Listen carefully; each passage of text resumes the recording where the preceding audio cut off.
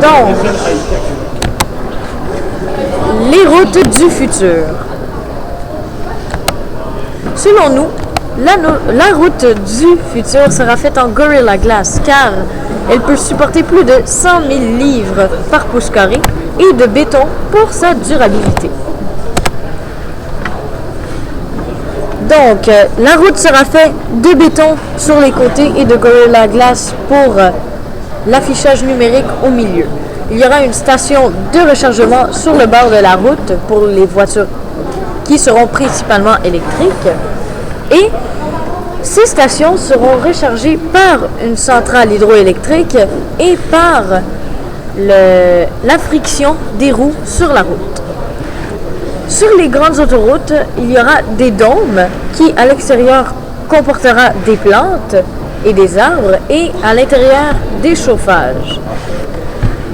Donc, pour les dépôts et déchets, il y aura des trous dans le béton à chaque mètre pour les contenir dans un réservoir qui sera au-dessous.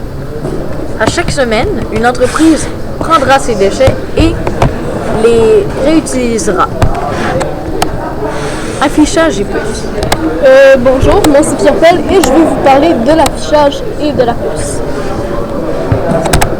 Ce qui se passe, c'est que, premièrement, pour l'affichage, il y aura un écran dans notre voiture, comme on voit dans le coin en haut à gauche, qui pourra nous informer dans les informations de base, le jour, la date, la température d'air, etc.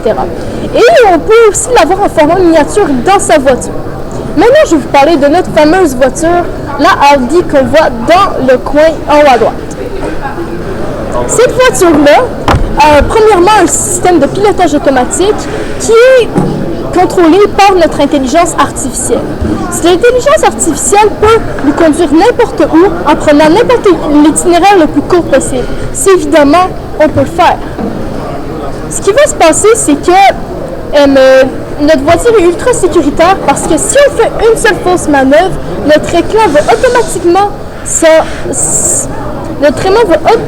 s'orienter vers la ligne de Gorilla Glass qui pourra ensuite avancer avec le pilote automatique. Il y a sinon notre fameuse puce informatique qui pourra nous permettre de retracer la voiture n'importe où, n'importe quand, avec quel itinéraire qu'il a pris.